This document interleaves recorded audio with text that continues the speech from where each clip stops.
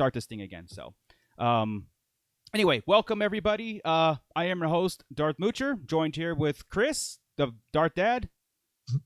The Darth Dad. The Darth Dad. Since when did it go like that? What the hell? Hi. Yeah. Darth Dad. I interrupt you once. A well-oiled machine, I tell you. It's a well-oiled machine. Sorry. I let you go through the whole thing, and then the Darth Dad pops in. So. Joined here with Scott Solo. Hey, what's up, nerds? We got Bootleg Joe in the house. Hi, kids. And Ernie the Fallen Fett. Hey guys, what's up? I'm so happy to be back. We had an amazing show last week. I was unable to make it. Be sure and check that out, as the guys just fanboyed out and got to interview. Oh, you know, it was Darth Dad. It was like all Darth Dad show. He's the one who got it. It was the one and only Mark Thompson. So be sure and catch that up. But now we got this cool looking interface and everything. Like Marco totally did it up. Hey. Wow. Much love to you. Thank you. I might not be the audio aficionado today, but at least I got a cool interface I created. Nah, this is very cool, and it's perfect. We got a lot to talk about today. I mean, we got an announcement of a new animated series with the Bad Batch, perfect, which is going to be for our cool. podcast. Lots of novels for Chris to go over. A lot of rumors of a redo, maybe, supposedly. So that's crazy. And then we also got a special guest today. Yes. Joining us is Ryan Drost from Star Joe's. And welcome to our brand new show here. Welcome. Hey, that is just, man, it's clean and shiny. It's we're so happy to have you on, man. So thank you. It's like prequel shiny, like everything's sleek and stuff like that. That's what I was exactly thinking.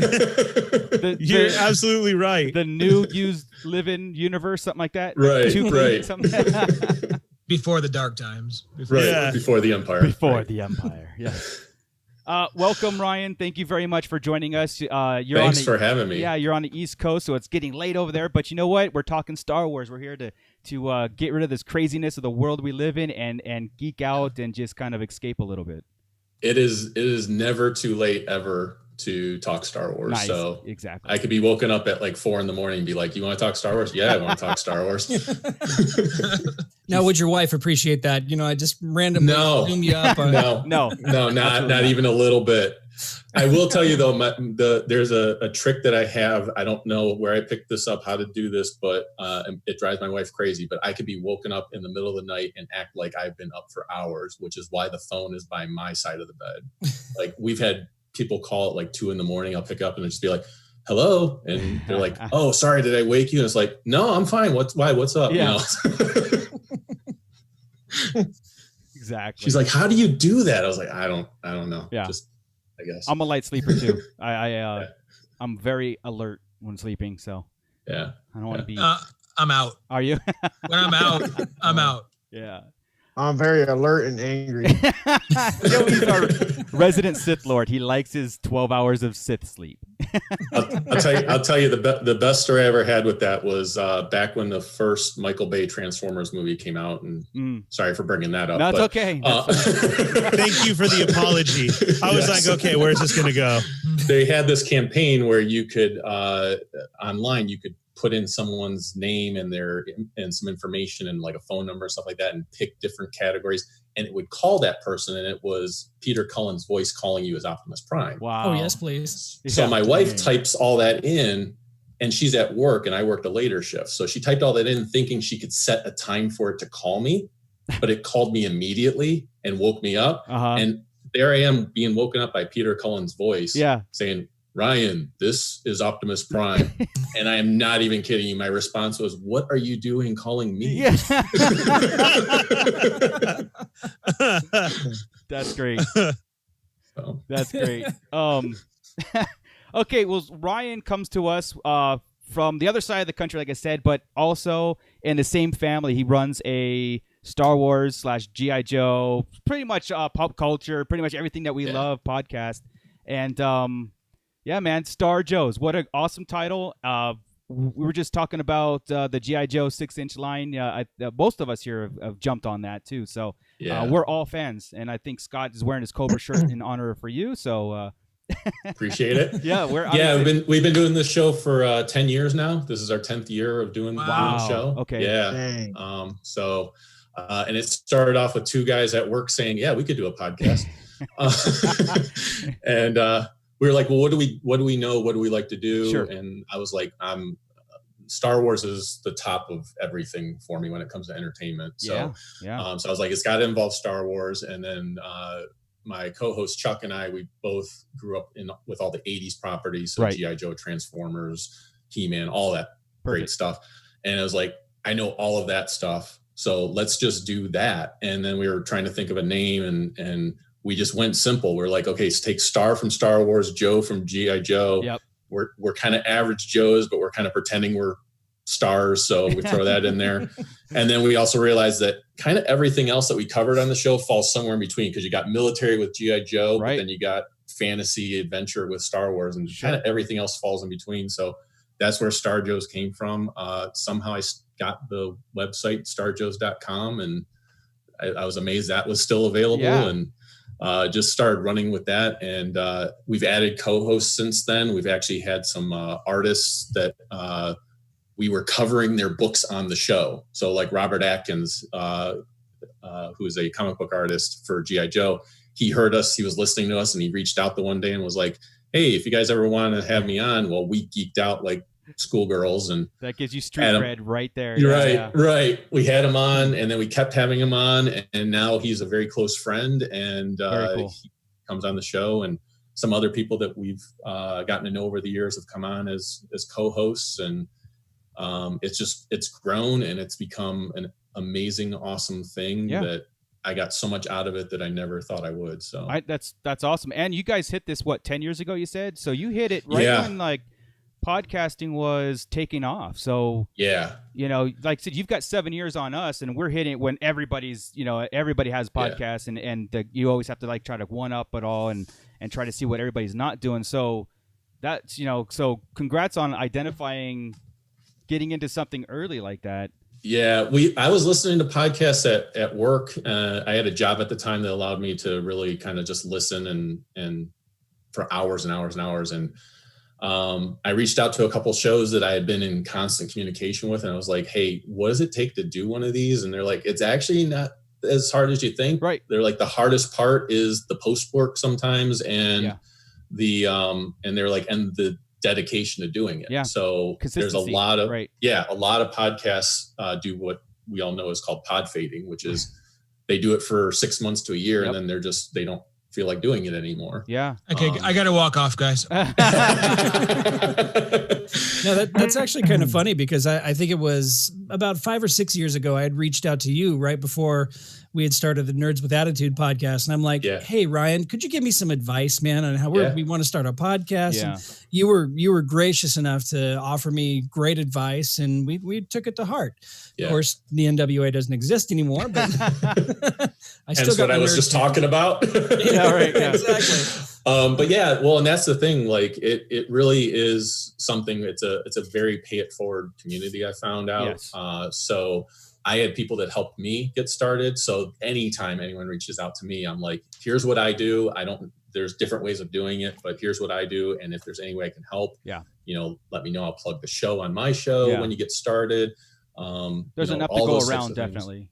Yeah, exactly. It's like, it's entertainment. I know some people see, like, we have another podcast out there that has been out there for a long time with us. It was What's on Joe Mind. They started shortly after us. They were kind of inspired by us. Mm-hmm. And we both cover G.I. Joe stuff. And we often get listeners that think we're at odds with each other, that we're battling each other, even though we've had each other on each other's show and everything else. Yeah. And we're like, no, we actually hope that everyone that listens to us listens to them. So, same thing for you guys. Like, I hope everyone that listens to Star Joe's checks out Sarlacc Digest and vice versa. So, because again, like I said, the majority of our content and listeners and all the feedback is roughly the same age group. So I mean, like Gen X and like pop culture. So we'll bring up Transformers here every once in a while. We'll bring up Marvel. We'll bring up all these things because, again, it's that world we live in. But Star Wars is we always say, there's Star Wars and there's everything else, but that everything else is really big and fun too. Yeah.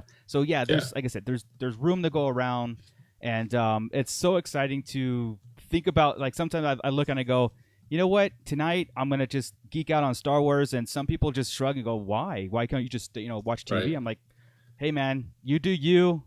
Yeah, we do us. I was just doing laundry a little while ago, and I just threw Solo on because why not? Yeah. What else am I gonna put on? Exactly. Right. Yeah, I've just started a complete rewatch of Clone Wars, but in the chronological order now. So I'm watching it that way. Okay. Because I watched it as it was released, of course. Right. But then I know on StarWars.com they have the actual chronological order where you jump around a little bit, not a lot. I hadn't really noticed it when it was coming out weekly, but when you binge it, and I did it a couple months back too, before season 7 came out, I binged the whole damn thing. Yeah. And I was like, darned if it doesn't throw you off, really. Yeah. The first 7 or 8 episodes, it's like it's kind of jacked. Yeah, because it gets lost. It kind of goes a little bit off the beaten path a little bit, and then it kind of rotates back, and so. On who the main clones are and what's going on, it jumps back and forth. Right. But it's like you were saying though, anytime I want to watch something, it's like, all right, let me watch this. Like I'm halfway through A New Hope again because I was like, why not? But I got tired, so I stopped it. That's why I'm only halfway through. Exactly. So. all of them. If I go on Disney Plus and go to any of them, they all say resume, and they're right near the end. Yeah, exactly. Exactly. Let us know how it goes, Ryan, because I know I've tried that chronological order too. And I kind of stopped halfway between two. It's a long binge. Right. Yeah. And then you kind of lose your place of what's next. Yeah. Or the next one starts playing and you forget.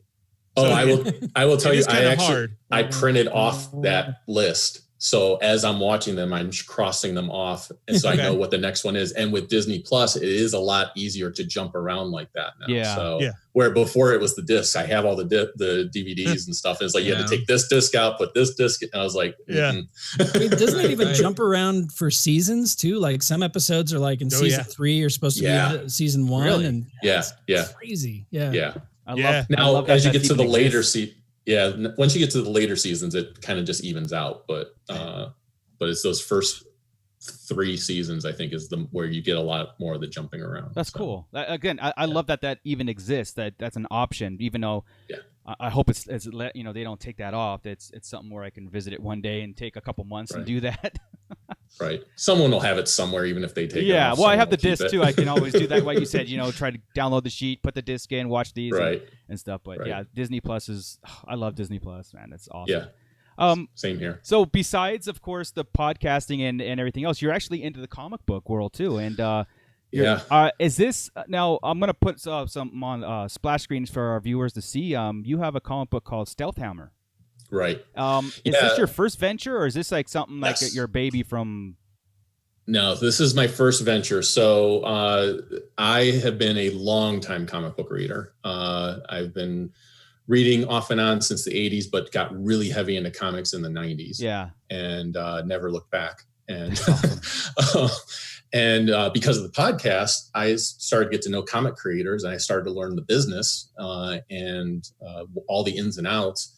And I have always been a writer where I wanted to write stories and tell worlds. And like my heroes are people like Jim Henson and Walt Disney. Good heroes. Stan Lee, like these people that created entire worlds and mythos and stuff like that. Yeah. I love stories like Alice in Wonderland, Wizard of Oz, Labyrinth, Dark Crystal, all that type of stuff. So I've always wanted to tell a story. And my wife actually got a nickname through work of Stealth Hammer. And we always joked that would make a great superhero name. Yeah. And so for her, for a milestone birthday, I won't say which one, for a milestone birthday, I had a commission done of her as the Stealth Hammer. I went to Baltimore Comic-Con, took a picture of her and said, hey, could you draw my wife as a superhero? And here's the superpowers and everything else. Because we had already worked all that out, my wife and I. So, So they drew her, and I gave it to her as a gift, and she absolutely loved it. But seeing that drawing made me go, wait a minute, this could actually be something. And the second I thought that, man, ideas just started popping in my head and it's just started going nuts. And I was like taking notes on my phone, taking pictures of stuff like, oh, I think this character would wear that. Like you go into a store where a mannequin is. And I'm like, oh, that looks like an outfit she would wear. Or that looks like an outfit her boyfriend would wear. I take pictures, jotting down notes, coming up with who her friends were, who her allies were, who her enemies were. And it just kept spiraling. And last year, my wife and I were fortunate enough, we got to go to Iceland. Oh, cool. And there's a lot of mythology in Iceland. Yeah. And some of that started playing into the story. And I was like, okay, we can have an elf. And which I don't know if anyone can see it, but there's a little elf sitting right there that I actually bought in Iceland. And it inspired the character Ari, the elf, who is in the Stealthhammer story. So I started writing it. I talked to my buddy Robert, who I mentioned earlier, and said, hey, can you connect me with some people that, I'm looking for an artist. I'm looking for this and that. He connected me with a student of his. He teaches at the Savannah College of Art and Design. And Alexandra Scott was the artist that started with me. And she did a bunch of character sheets. She did a 5-page story with me. Amazing artist, did a lot of research. We worked well together. Then we did an initial Kickstarter. It wasn't successful. I learned a lot from it, basically. It's one of those things. I didn't see it as a failure. I saw it as a learning experience. Absolutely. And I realized I put my goal way too high for what I actually was going to need. Right. And there was a lot of things I didn't calculate correctly. I also didn't start promoting it early enough. So to build a fan base. So dropped the goal. Found a new artist who could work with me for the main story. His name is Joel Jackson, and his is the artwork that you saw just a little bit ago. And he has this cartoony yet really detailed art style. Yeah. And he's been amazing. He's around our age. He lives in Columbus, Ohio, so not too far from me. I'm in the Cleveland area, and I saw his art and I loved his art, but then I saw his profile information. And it says he dreams of growing up to be He-Man or even a Transformer. And I was like, okay, I've met the guy I need to work with. Yeah, that's awesome. So then, and then Robert connected me with a colorist named Ross Hughes, who has done a ton of work for DC and various independent comics like Doctor Who and things like that. He's colored for Justice League and Green Lantern and things like that. So I reached out to Ross and he was happy to come on board. Found a letterer also who's also done work for Marvel and DC. So I've got some nice professional guys, and Joel is by no means any slouch either as far as the type of work he's done. He's done a lot of independent comics. Right. And he had his own business going where he did that for a while. So he knows a lot of the ins and outs when it comes to that. So I feel very humbled as being such a green person, writing and everything else, to have this amazing talent around me. But they all heard what the story was about, and they were like, I want to be a part of that. And that made me feel it validates okay, I got something here. Yeah. So the elevator pitch of the story, long way to get there, but elevator pitch of the story is that the Stealthhammer her name is Jamie Taylor. It's inspired by my wife. My wife's name is Jamie, so I named it after her. She is a college student who finds herself part of a legacy of protectors. She ends up gaining superpowers due to an accident, of course. And as you do. As you do. But because of I've that, been trying. Of course. You walk into radioactivity, all that type of stuff doesn't work. Put my hand in spider things. It doesn't happen. But from that, she of course finds out that was part of her destiny, and that she has this long legacy of protectors that go back to the days of King Arthur, go back to Thor. And in my story, Thor is not a god. He's just a guy with powers, which of course back then would have meant he was a god. Right. Right. So, and then there's a long chain of events that show it circling all around. But it's in a world of high-tech gadgetry and robots along with supernatural mythology. So I always say it's a superhero caught in the world of Mega Man meets Thor. So that's awesome. That's awesome.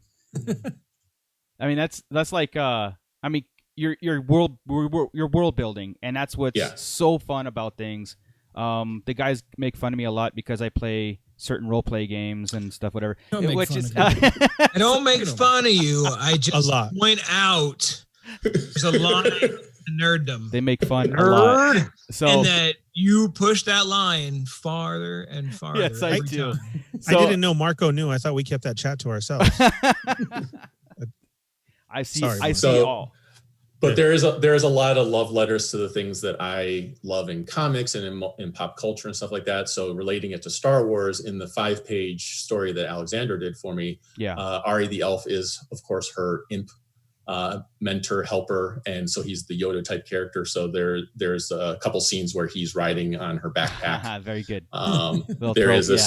There's a scene in the main story where her uncle, who is of course evil, for various reasons, he's just not pure evil, but he has his reasons for being the way he is.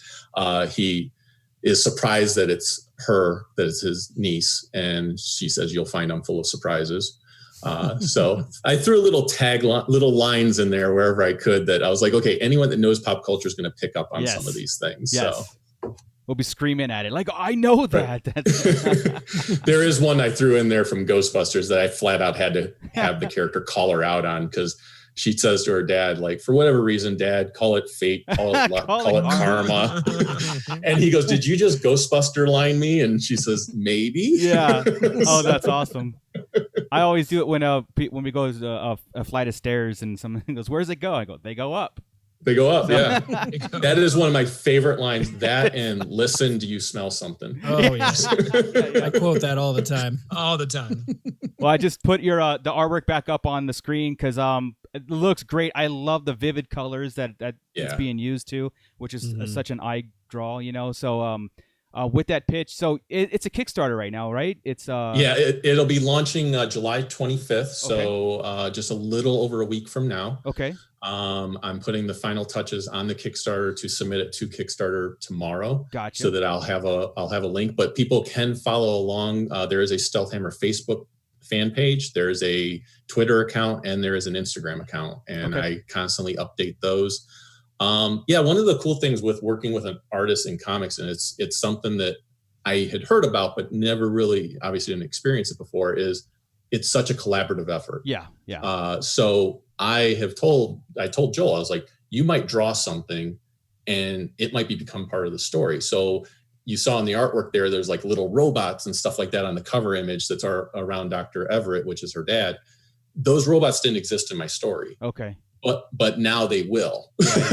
Yeah. Because I loved what he drew. I love these little things that he drew. And I was like, okay, every single one of ththose, I figured out a personality for them now. I know where they're going to be in future issues. Very cool. And like he drew a sword in her room. And I was like, hey, I remember mentioning you that she has a lineage back to King Arthur. I was like, is that supposed to be Excalibur? And he goes, I just drew a sword. I was like, well, that's Excalibur now. So we're just, and I know where that story is going now. Cool. So it's like, how did that sword get there? And I was like, you could draw other things and I'll eventually think of stories. So it very much goes back and forth. It's really cool that way. The other thing that came out too, when I was working with Alexandra, was she drew the character sheet for Ari the elf, and she drew him drinking strawberry milk. Mm-hmm. And I was like, what if Ari gets intoxicated by strawberry milk? Like that's his thing. Yeah. And she's like, I love that idea. And I was like, yeah, we're going to go with that. Okay. This is what, very cool. Again, there's just a lot of that. Awesome. Yeah. There's just these things that happen when you're working together. Yeah. Well, that's cool, man. Well, when send me those links after the show, and I will definitely put it in and point people there because, again, in the creative world, we're all about it. I mean, just supporting, finding something new, original, fun content, and of course, with all the pop culture references, we're there. Yeah, we're there. Yeah. So and it is all ages, so it's gonna be safe to give to 5-6-year-old, but sure, I'm making a true all ages, not a thing that dumbs down to little kids. Gotcha. I want to make something that someone at our age would enjoy. Right. 95 would enjoy. Yeah. Oh, that's cool. So, I just introduced Marco to the G.I. Joe, Larry Hama's G.I. Joe comic. Yeah. And yeah. That to me is kind of an all ages comic, but also very adult storylines going on. So if it's anything like that, you've got to. Where you're not afraid to kind of like go teeter that edge to kill somebody and leave them dead. That's well, and there's a character. So of course my wife's been very involved, like looking at everything. She actually helped make the logo and the title, and she's a graphic designer, so she helped me with a lot of that stuff. But she saw the character Marzano, who's the creepy character that was on the cover image there, and she's in the 5-page story, backup story, and she's like, that's kind of a creepy character for an all ages comic, isn't it? I said, yeah, but you're talking to someone that grew up with Dark Crystal and Labyrinth. Yeah. They can handle it. I grew up with the boat scene in Willy Wonka and the Chocolate Factory. I think we're okay doing creepy. It's just, where do you put the line? You just have to know where to draw that line. Exactly. So, creepy's good. I think creepy's good. Yeah. We'll definitely have to have you on and give us an update further down the line when this thing is going and flowing and everything. Because again, I think I'm excited. I want to see where it goes, just to see the process. I love to hear that background stuff. We talk about behind the scenes a lot on this show, and to get a little insight on how comic books are actually made from, like you said, from a picture to in your world building around it. I think that's amazing. That's the most surreal thing about all of it, is that 2 years ago, this was just ideas in my head, and then I typed them on a computer, and now I'm actually seeing like images and something real is coming out of it. So that's really the craziest part. Yeah. Awesome, man. Well, good luck for you and that and everybody involved in that. So, again, we'll definitely be following you on that. Cool. So, appreciate it. Awesome. All right. In the chat, what do we got, Scott? Anybody? We've got anybody? Gordon. Yeah, we've got a few. We've got Gordon. We've got Douglas. Mando Mike is in the house, and me. So yeah. Is that the YouTube, the Instagram, the Facebook? What the hell what chat is that? It's the YouTubes. Just checking. The YouTubes. Yeah, we got a lot of stuff. Yeah, you know what? In fact, let's kick off the Star Wars talk with that. We actually we'll talk about us. We actually launched our website, Sarlacc Digest Podcast.com, which is on our splash screen there in the description below, of course. We're designing this site not just to give you guys just a flood of podcast stuff that we do and just create. We're giving you a home to find all Star Wars content daily. All newsworthy stuff. We have opinion pieces, we have blogs, we have things that are involved in Star Wars in our own lives, and of course the podcast world and everything else we do. So bookmark that page, go to it, see what you like about it, and tell us, give us some feedback on it too. But we do want to make it a home for you guys to check out daily and to keep checking out, because just like the bit of news here that we'll get into, right when it popped on, in fact, StarWars.com was updating their website, and I had already copied and pasted to our site. So we're really trying to keep it down to like the second it drops. We really want to get people on there and start discussing things. So trying to be newsbreakers. Exactly. Like I said, a one-stop place to go and get real news, legit news, stuff that's been confirmed, but also we will dabble into the rumor mill and stuff and discuss it too. We don't ignore that because, hey, just like Chris said, you throw everything to a wall, something's got to stick, right? That's what we might as well play with it, right? If it's going to be out there at this point, and we can't stop it. There's no stopping it, right? It's the internet. Let's take it and play with it. Screw it. Let's theorycraft it, see if we can make it work. Get ourselves excited for it. So when it doesn't happen, we can be all pissed off about it. Yeah.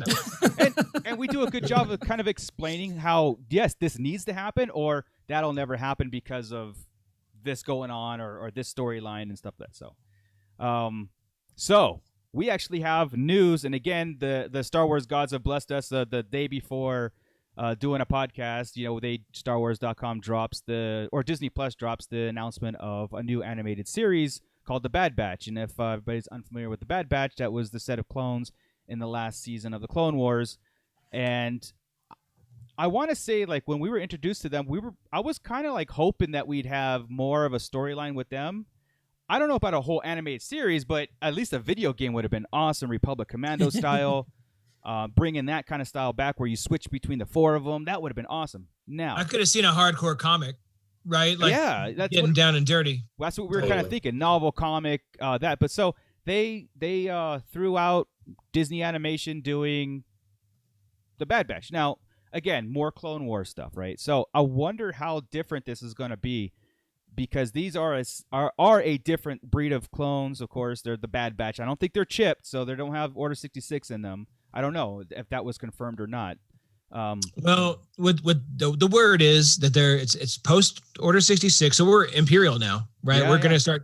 They're going to be mercenaries, is what their job's going to be. They're not going to be Imperial. They're not going to be rebellion. Well, there's no rebellion at this point, but they're not going to be imps. They're going to be mercs. So that's the coolest part. I think is that we're going to see. We can get into the underbelly of Star Wars finally again. You know, the more we got gypped out of 1313, the video game. We've starting to get with Mandalorian and a little bit in season 7 of Clone Wars, and now this. We get possibly some really good underground gangster stuff. Yeah, and that's from. I remember going back to our 3rd episode when we did this podcast. We were talking about future Star Wars movies as spin-offs when Solo was announced. We're like, where can we go, right? And I think Joey brought up like a Jabba the Hutt spin-off that was the rumor at the time too. Remember that was the confirmed at the time it was Kenobi, Solo, Yoda, and Jabba. Yeah. And Fett and Boba Fett. And that's what Clone Wars gave us a great, and so does Solo. Solo gave us a great insight or a door opening to the underworld stuff. And now, if the Bad Batch goes into that world, like you said, mercenary stuff, they leave that clone world behind, I am 100% on board, because at first I was like, how much more Clone Wars story do we actually like need of them doing missions and blah, blah, blah. You know, I mean, we have, like what Ryan said, he's binge watching the Clone Wars, and it's like, there's so much there already. Yeah. So... I mean, there's so much they could do with this. I mean, besides the fact that, that piece, right? Yeah. You're also going to get to see, like, I would assume at this point, you're going to have a chance to see Boba Fett in his green armor, in his proper armor. Yeah. Right? If you're dealing with this, you're going to see all the other bounty hunters. And you're going to get to see the view of the Empire rising. We're going to see different shifts in Stormtrooper gear, probably. Yes. Because this will be a time, because Rogue One is right up smack in it. And I get that Solo's like, what was it, 6 years before A New Hope? Something like that. Yeah. So that means there's 13 years in there to transition from a clone armor into a Stormtrooper armor. So we're going to see different iterations, more figures, more things. I'm excited about the whole thing. We and take away Resistance, Clone Wars, any one of the seasons you want to pick, and then Rebels have been outstanding throughout. So, and I'm curious what you were talking about, like the changing of armors and everything else. I'm curious since these guys will be mercenaries, like, and they're obviously all very unique, unlike a lot of the other clones. I'm curious what they will actually look like by the time we see them. Yeah. Like, because they might all go with very unique looks and styles and everything else. Like, will we get the Rambo one looking like more like John Rambo? He actually could turn into Dengar. What do you think about that? Right. One of them could be Dengar. Dengar's already in existence. Oh, okay. He's already there. But I mean, there's so I know you were. Sorry. Somebody was going to call you out on it. It might as well be me. I'm reaching. Right. But, supposedly we're getting the clones, Rex and Wolf and Gregor, the ones that were in Rebels. Correct. Right? Ahsoka, Vader, and possibly they're talking about that same type of animation that we saw at the end of 7. These are the rumors floating around on this, right? And Quinlan Vos, because we know he exists. Yeah. We know he's still alive in the comics. Now, either Bad Batch is after him or trying to save him, whatever the hell, man. Either way, I want to see. I can't wait for that. Yeah. I'm going to love that. Yeah. We could probably see them bad and then turn into something good. Like you said, they may be hunting after him, and then who knows? Then what if those are going to be Quinn's boys? Like, that's his crew or something, or they start going after, they're the mercenaries going after the Jedi, right? Yeah. And then they meet up with Gregor, Rex, Wolf, and then they start learning everything, right? Yeah, that'd be awesome. And I love your idea about the comic book too. I think we need that at this time, and even though we're getting the animated series too, that should be something they should look at on the side to give us that maybe adult version of a book, things that we can't see in the animated series that they're doing. Yeah, I think that would work perfectly. And I love that they're picking these characters that were part of the first storyline with him and Dark Horse, where him and Aayla Secura made those two characters like two of my favorite characters in Star Wars. And I was so sad when I saw Aayla Secura die in Revenge of the Sith. Even though she had the worst death ever. Yeah. I was like, the comics made this character like mean so much to me. And then just to see her get killed, I was like, I need more of her. But then hearing this about Quinlan Vos, I'm like, I am so in there. Yeah. Did you read Dark Disciple by chance? Oh, I have every Star Wars comic that's ever been produced. I have it and read it. So there you go. You've got a partner, Chris. You guys can collab on there you go. The novels. So I wonder, this will definitely take place after Dark Disciple. I wonder if there's any remnants of that in it. I mean, like Quinlan's turn. Yeah. Or his missing Asajj, or both. Yes. The correct answer is yes. He already had kind of a dark streak anyway, and I'm sure he's got a darker streak now after Dark Disciple. So, dude, I love it. I loved Quinlan Vos when we saw him. Yeah. And everything we've seen him in. So the Clone Wars and in the books. That's awesome. I still think they should do animated movies of some of these books, because I think Dark Disciple would be an amazing animated movie. Go straight up DC style and I would love that. It was a miss. That was a miss. I know they didn't expect to be able to do season 7 again, but that should have been. Well, here's the thing about that. I saw a blurb saying that Disney Plus is going to do this overall timeline. Okay, and all these spin-offs. So Mandalorian is a spin-off of this major timeline, and there's going to be one element that ties everything together. Okay, and just like the Skywalker saga, right? The Skywalkers tied everything together. So there's going to be elements of that. Now, with the Bad Batch, I'm assuming, and so is Cassian and Kenobi and everything else that's been confirmed, there's going to have that, their side stories, but this element of lineage that they're going to follow. Now, to bring in a book and animate it makes sense if they're going to do that, if it makes sense in the story. So I'm not ruling that out just yet. Right. Disney Plus is supposed to take the role of that. They're working really hard to try and obtain exactly what we're talking about and say. We know they have it lined up for Marvel, and then just the way that the Mandalorian series worked out, and then the recoming of season 7, and that went so good. It's what I've heard is that it's supposed to take this huge just space, and would that be okay as far as what if everything turned into little series or movies like that? Because getting like we always said, like a DC animated movie, like I'm down for that, to have all these ones, because you're either gonna love it or you won't like it, but at least it was there and it was made. And we can get more at any time.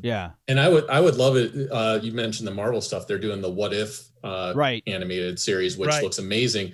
Why not do a Star Wars Legends animated series where you do take these old stories but it's just animated forms, but they're done like the What Ifs, where it's like, these don't fit into normal canon continuity, but these are amazing. It's a story being told. They're amazing Star Wars stories, which is how I read all those stories now. I don't care if they're canon or not. They're still amazing Star Wars stories. 100%. And I read them too, but the problem is the fandom. Yeah, I know. And then start arguing about inconsistencies, even though we would understand a what if what was it called? Elseworlds or Elseworlds for DC, right? Infinities. They did Star Wars Infinities. That Oh, we would get, this is where we should have done it in the first place. There probably have to be a disclaimer above each one. And it'd probably have to be in crawl form. But what Marcus would be there, that would have been better. That would have been better. This is the story I wanted the whole time. Oh, look at Disney backing out now. You want to bring that up right now? Yes. Speaking of, get it over. Let's just it's a nice segue. Let's just go right for it. So no, false, debunked, dumb. Yeah, right. Exactly. Yeah. Okay. All right. So the thing. This is not new rumor. Okay. This is just something that's been taking internet speed and stuff that's been going on Reddit and all that stuff. Right? Is that Kathleen Kennedy is out of Disney. They're bringing in Steven Spielberg and George Lucas to come back and fix episodes 7, 8, and 9. To be fair, it's not all over Reddit. It really isn't. It's over a certain couple people's pages that we shall not be named. And, it's zero credibility. Zero credibility. None. Zero. Yeah. Zilch. So Bob Zilch is a knucklehead. So the thing is that's and I get you. Somewhere in the Star Wars timeline, the fan base skewed into the false 1985. But anyway, I don't get what would it be episode 10, like Luke wakes up, oh what a crazy dream. They want to make it and then you can start your movie. Okay, here's Bob Newhart that.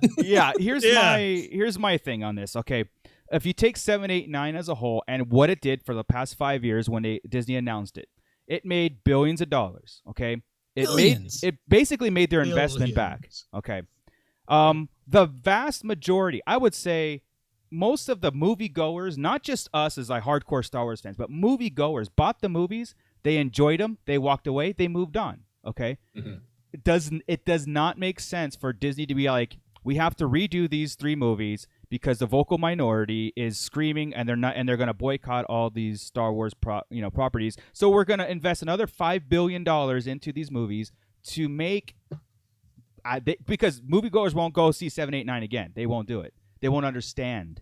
They won't go, oh no, what are they trying to fix? It was great. It was awesome. It was like, you know what I mean? And there's no way in hell that you can get Harrison Ford back. He's done. He's like, nope, I'm done. I'm out. Lucky you got him in 9. Yeah, exactly. Right. Carrie Fisher is no longer around. Right. So I mean, she doesn't want to go back. What the hell's wrong? She might want to. You haven't asked her. Just where she wants to be. True Force Ghost. But just it makes the practicality. Not even her Force Ghost. Practicality. Now I agree that there should be some story things that I didn't like. Right? There's some story things that were, but we put them in its canonical place, and we put it in thing. We moved on and stuff. The best thing Disney could do is just move on from those and do it like we talked about Disney Plus, and just having that. Like The Mandalorian is such a great success, and it's worldwide. This isn't just a fan-based niche market. Baby Yoda, the child, the baby, it's all over the place. It's a phenomenal, thing that we have in Star Wars again.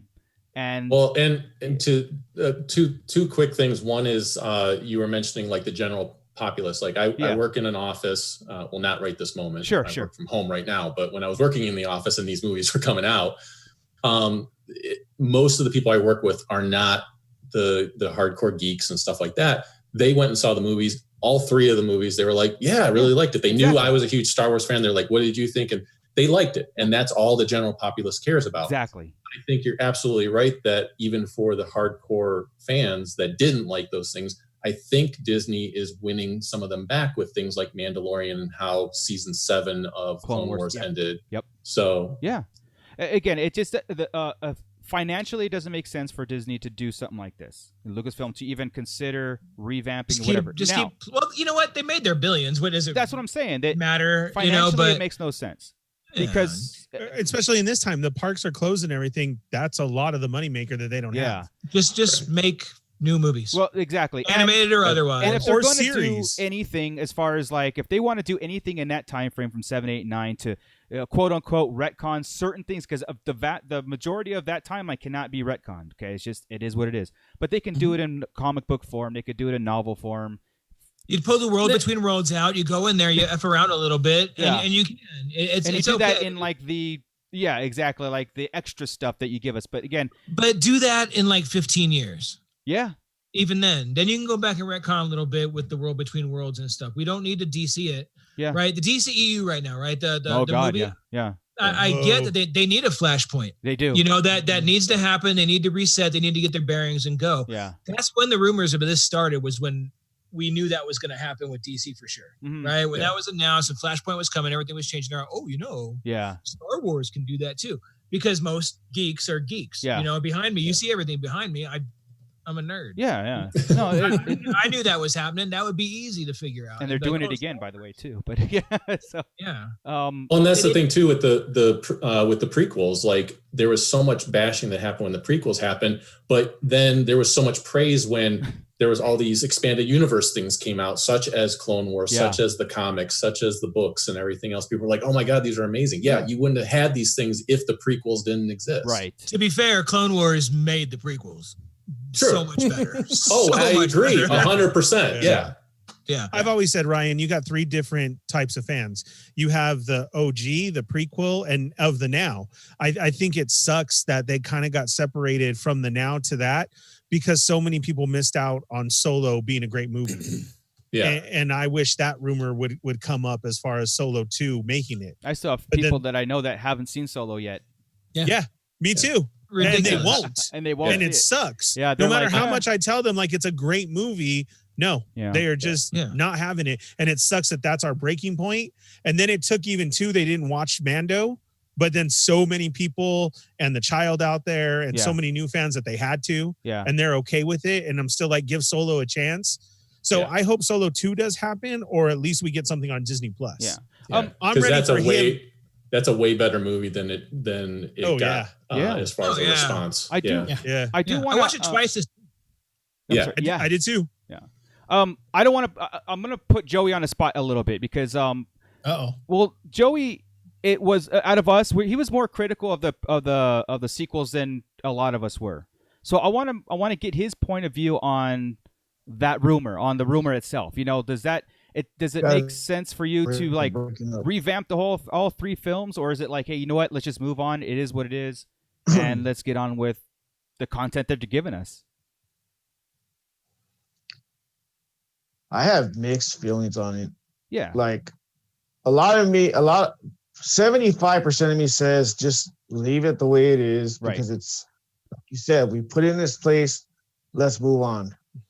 But there's a lot of things that I would wish that was different. Sure. Like, a lot of the sub stories, my opinion, The Last Jedi. But like I said, I'm already to the point where I've accepted it. I've moved on.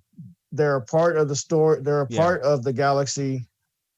Why, if you retcon it, honestly, it's really going to piss me off, because now it's going to be like, okay, why didn't you just do this in the first place? Sure. It's like cancel culture within Star Wars, right? I'm going to go cancel all this stuff because I didn't like the history.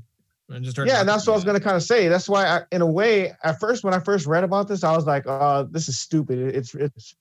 It's not going to happen. But then I look about what's going on around me with the Washington Redskins.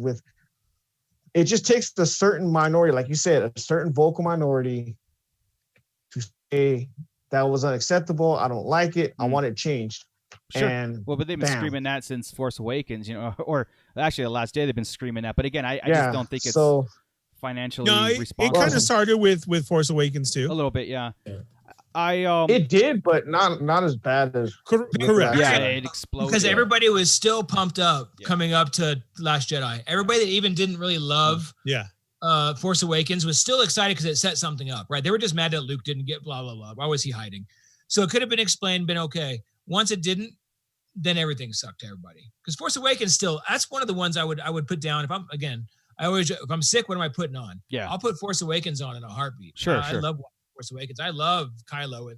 I love Kylo throughout the whole damn trilogy. Yeah. But he's got one of the best arcs through the whole thing. Yeah. So. He's in the whole series. That's one thing. Star Wars, period. That's one thing I wouldn't want to get retconned. Right. Is Kylo Ren. Yeah. And there's no way you get Adam Driver back. That's what. Without him, there's nothing. Yeah. So I think Robert in the chat just said the same thing. He just said what if they remake them and they're worse, like then you'll have a whole nother skewed timeline of 3 split fan bases. I think it would. I can almost guarantee you that's what would happen. Absolutely, they would do it, and they would be like, "It's not the same because you don't have Leia. Well, you can't have Leia. You don't have Kylo Ren. Well, you can't have Kylo Ren because he's not going to want to come back. You're not going to have Harrison Ford. So how can you possibly do these and have them be any better? Exactly. Yeah, John Boyega kind of, ripped up on him. So I don't think he's coming back either. Yeah, this is. I look at it, I go, hey, that's cool. We still have. I mean, if people really want to be blind to it, look, you still had 6 movies. Just continue that. Hey, real quick, Moocher. Yeah. Scott Solo, you said. I've never heard this before, so I wanted to touch on it. You said that Adam Driver would not come back? Like he wouldn't even do a Disney Plus? Like what happened there? He's a lot like Harrison Ford. I mean, not only did they cast a great person to play his son, but I mean, he has a lot of the same mentality. He gets into this mode of doing this character and he does the thing. Gotcha. He finishes it and he steps away. How many interviews did you see him in afterwards? He doesn't want to be known as Kylo Ren. That's that. No, he doesn't. When you say that, I never saw him do one before. No, he did Saturday Night Live a couple of times and kind of made fun of the character, and that's about it. I think he would be. I think he would be up to coming in and doing something if it makes sense. Like again, what this made storyline or a flashback or something like that. Or whatever. Disney Plus. I don't think he would go full feature. That's what I was kind of touching on was Disney Plus. Yeah. He is a big name, but you know what? With all the streaming stuff, does anybody even care anymore if it's on the TV or theater? No. Especially since we're all at home. Right now, I think people just want to work. Better. I've already said Disney Plus is the future of Star Wars when it comes to like actual yes, we love going to the movies, don't get us wrong, right? But Chris, we had 6 movies in 38 years of our lives or almost 40 years, and we were content with that. We were content, Give me anything. We were talking about that 100 episode live action 15, 20 years ago that we thought we were going to get. We wanted that, right? Yeah. We've got more than 100 episodes of everything combined now. We were good if it came to TV and video games, and so this is all bonus material for us. So bring it in. I'm good with the movies being done. Actually, I'm with the Disney Plus streaming thing. If they do it right, I'm okay with every single story. If it's like Kenobi's going to be a 6-episode arc, right? That's all it is supposedly, and really it can't be much more, right? It shouldn't be much more. They do 1 season, maybe 2, 6 episodes. And that was talked about all this week too, that Hayden's supposed to be back. Well, let's get into the next rumor, which is Kenobi series, which is Hayden Christensen was. My sources say Hayden Christensen is signed on to do a major part. The source was Daniel Rickman. He's a leaker, but he's not like super mega accurate, right? Does he work for We Got This Covered? I didn't say he was a squirter. There it is. No. PG-13. Okay, we got our one. I didn't say anything that anybody's going to understand. No. So but the rumor, you're right. The rumor was Hayden Christensen is signed on, and then it's not for a cameo. Now, here's the trick, right? It's a 6-episode arc. So they put him in, and they didn't put him in as a co-star. Right. But it doesn't mean it's a major role. It could just be one day. I mean, did they put everybody else as guest stars on The Mandalorian? No, they didn't. One day. Yeah. It was just they were starring. It starred them. So the thing was, since he's not a co-star, they think it's going to be a big deal, and he's going to be Vader and all this. If it's a recurring role, and if it goes into flashbacks, and if it goes into these side things, because the Kenobi series. To me, like Kenobi's, if it's in the time frame that we're thinking of, and I think it is, there's going to be a lot of moral stuff going on in his head, and I think he's going to reflect on a lot of him and Anakin's relationship while he's doing his thing. I think more flashbacks. It makes perfect sense. That's what I was just going to say. Let's jump in line here and let's line talk. When do you think it is? So I hear Hayden, and you guys keep saying Vader. That never even crossed my mind. I would love to see him as Anakin. Right. Yeah, exactly. It would be Anakin and Kenobi, and it'd be something where Kenobi is either reminiscing or is flashing back or it's doing something, and it's got to be like some sort of life lessons or some things that maybe he missed seeing, and we're going to get a lot of these filler things, and Anakin. Okay, so you say Anakin too? Yeah, absolutely. All right, Joey, being the biggest Darth Vader fan, would you want Vader or would you want to see Anakin? Absolutely, but yeah. Okay. In my twisted head, this is what I would like to see, which I know it's not going to happen. Right. But I would like to see, Obi-Wan in some type of meditation to where the Force is trying to bring him somewhere, and it brings Anakin to him to kind of like try and make him feel like guilty for what happened. Sure. And so you have Hayden Christensen playing Anakin, but at the same time, he's like morphing back and forth into Vader, then back to Anakin. Almost like Vader, he was in Rebels whenever he was fighting Ahsoka, where his helmet was kind of, you could see his I'd buy that you too. could hear his voice. Man, yeah, I like that too. Yeah. So I would like that to happen. Here's how I would write it myself. Yeah. Because now I got it down, okay? Here we go. I would like to see Obi-Wan going around trying to save Jedi from Order 66, maybe, right? And protecting Luke at the same time, but kind of going around. They would always kind of almost cross paths with Vader. Right. Right? And you have Hayden in the suit. The reason is, it's not like Lucasfilm, Boba Fett notwithstanding, because he's got 18 different people that have played Boba Fett. Right. But they don't exactly have a bunch of people in the Vader suit. Hayden was in the great Vader suit already. Yes, right? he was. Yeah. Keep him in the Vader suit. Let him be Vader and Anakin. When they cross paths, some kind of connection, you'll see a flashback. Yeah. Yeah. And then you have them both, one in older, but flashing back to when they were a little bit younger and having them both there. That's I think that would be rad. Yeah, again, we're setting ourselves up for failure, by the way, by doing this. But again. Oh, yeah. I would love this. Okay, I wrote this down real fast. Sorry. In A New Hope, when he senses him and he says, there's a presence I have not felt since. I would love in this show to change it up. And not mean just Obi-Wan, but like there's some kind of, he sabotaged something of Vader's and jacked him up, and he sensed it. And he thought it was Obi-Wan, but he didn't quite think.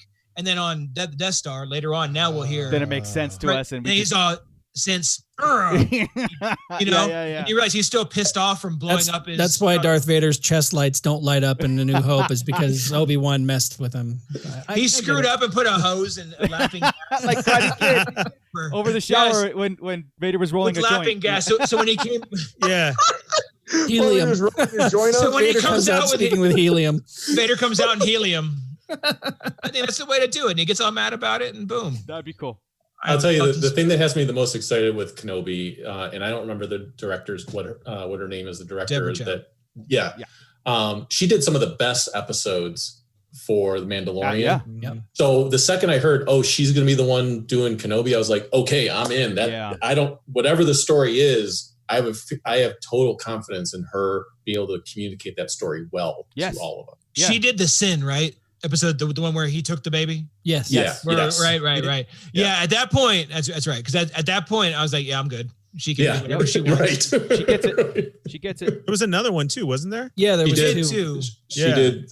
She did that one, and I think she did the last one or the second to last one. I think Filoni did the last one, so I think she was second to last. Second to last, which that was a good one too. Ryan, just because she's doing it, you're go ahead. Yeah. Sorry. Ryan, just because she's doing it, you're down with anything.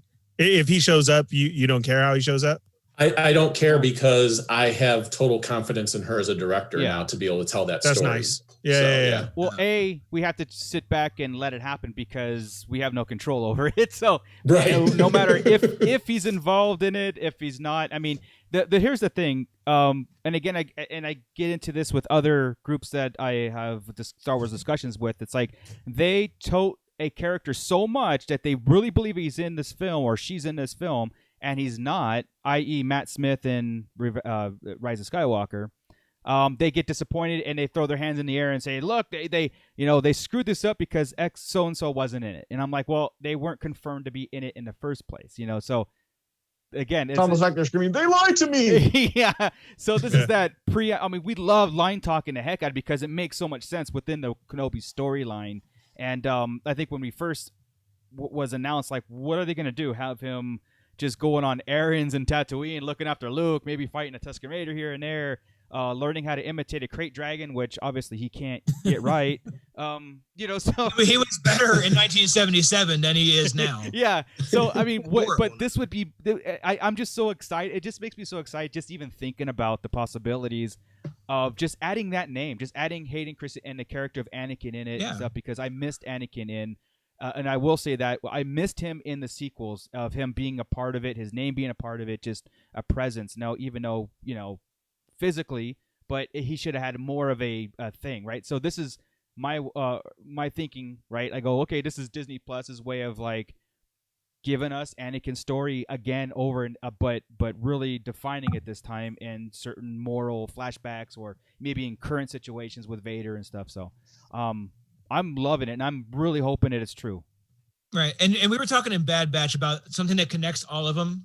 Yes, and we're assuming Ahsoka is going to be that piece, right? Are we all assuming that? Yeah, I'm assuming. I'm assuming she's Nick Fury now. I wouldn't mind it. Okay.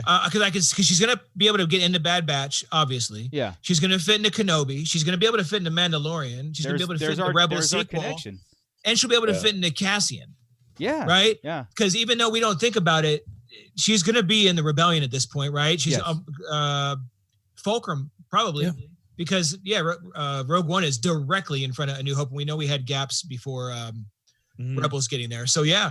I mean, she's gonna have plenty of time to meet all these people, go to all these places. I'm all these shows are so much, man. Yeah, like I said, and Cassian, the other rumor was Enfys Nest was going to be in there too. So we're starting to connect everybody to everybody to everybody. That's funny that you say that. As soon as many times I watched Solo this weekend, just like you. Yeah. That's such a great story, such a good Easter egg. Like that's the start of the rebellion. Yeah. I literally said that to Evil Diva too, is that, man, I want to see an Enfys Nest show. Yeah. I want to know more about her, like waiting for a book or something, Corinne made the point of, if it was talked about that it was her mom, she would like to see her mom and then it passed to her. Yeah. Like if Enfys Nest was a mantle being, correct, passed down, which I would, that just, again, it means that's so what much it was, more. wasn't it? We talked about that before Solo came out. Because of the dialogue in Solo. Yeah, we did. Because of the dialogue in Solo, what she was saying is like, it's not me as an individual. It's a a title, or it's a purpose. I know we all just watched it multiple times this week, and we can't figure out. Well, but I mean, what I'm saying is the dialogue alludes to the fact that we are Memphis Nest. Yes, it's a yes, mantle, that's damn what it. It's like I was Batman. trying to say. Yeah, like Negan. We are Negan. Negan. We are Exactly. Negan, and Dick is Batman. It's fine. Right, It's okay. Right. Well, that would be or whoever the hell is Batman now. I don't know. It's funny too. You mentioning like Ahsoka being the thing that ties it all together, because I can still go back to seeing the Clone Wars movie in the theater and coming out of there going, man, I don't like that Ahsoka character. I'm the same way. She's this annoying little character, and now she is one of my favorite characters. Like she is. I did a 180. Exactly the same, dude. Exactly the same. Because Sky Guy and all this crap, I couldn't handle it at first. It's just gonna drive me nuts. About season 3 or so, you're like, all right. And by season 7, she's at the top of my list of all the characters ever. And so now you're saying like, oh, she's gonna be the one that ties it all together. I'm like, I'm all for it. Yeah. Let's just have her tie it all together. 100%. At first, I thought it would be the child. Right. At first, I'm thinking like when I heard that blurb and before we started talking about Ahsoka and stuff even a month ago and stuff, I thought it would be the child, which would be this overall timeline, and is Disney going to double down on that? And I think with the rumors of Mandalorian season 2 of Ahsoka being in it, and it just makes so much sense. Like Chris said, there's a direct connection for her character in every single bit of everything Star Wars. She's associated with it. Like she can be. She can be. I mean, we have pinpointed her now in episode 3. Like, I mean, directly, or the beginnings episode. Or actually, all of episode. No, 3. she's there. Yeah, she's throughout. If you watch, season 7. She's in the Rebellion and after the Rebellion. She's in the New Republic era. I just think like, and like I'm with Ryan. I did a 180 on her. I couldn't stand it, and then it grew on me where I'm like, she's probably one of my top 10 favorite Star Wars characters. But you asked me a year ago or asked me a couple years ago, I would have said, nah, not really, Well, yeah, I agree. They're doing I ordered an Ahsoka shirt the other day. Would you think I would wear an Ahsoka shirt? No, you wouldn't have worn it. No. Yeah. Hell no. That's awesome. That's cool. You go from annoying to, hey, do you think this Ahsoka tattoo will look cool right here? How will orange look on me? Yeah. Have you tried It's on his back. It's just her with lightsabers on his back. Oh, it'll be that sweet. It'll be that intro scene in front of the flames. That'll be what it is. Yeah. It kills me. Now, Marco, you said something that got me thinking real quick. You said I didn't think of the child. Yeah. Not once. It could be both. This child is 50, man. Yeah. So if Yoda, say it's Yoda's baby, let's just pretend it's Yoda's baby, or Yoda knows of this baby. Right. And they have to hide him. Got real drunk with Yaddle. Yeah. Right. In episode 3. All right. Mm-hmm. Okay. Or whomever. Or. Oh, okay. All right. Don't judge. That's not judge or okay. All right. And Tusken then Raiders. all of a sudden he becomes that story. He's the whole time. Everybody's protecting him. Cassian's somehow protecting him and keeping him from the Empire. Yeah. And, my first Ahsoka's overall arc is to keep him going through that. That'd be cool, man. That's why my brain went. That's where my brain went when I heard that there's going to be like this tie-in between all these spin-offs, which is going to be, it didn't say a character, it just said there's going to be like the MCU did, right? That there's going to be like this Thanos is coming this whole time, and then all these things tied into each other, just like the Skywalker saga. So we don't know Ahsoka's lineage, right? No. No. No. What if back in the day Yoda hooked up with Shakti? Yeah. And then we got Ahsoka because of it. That's what. Well, I'll say she was short for a while. She got taller though. Damn. They get taller. Right. That'd be good if she stayed smaller. And she was all green. Right. Oh, I did want to mention. I did make a note real quick. The Enfys Nest rumor was by the person that said this Bad Batch cartoon was coming back in June 17th. Okay.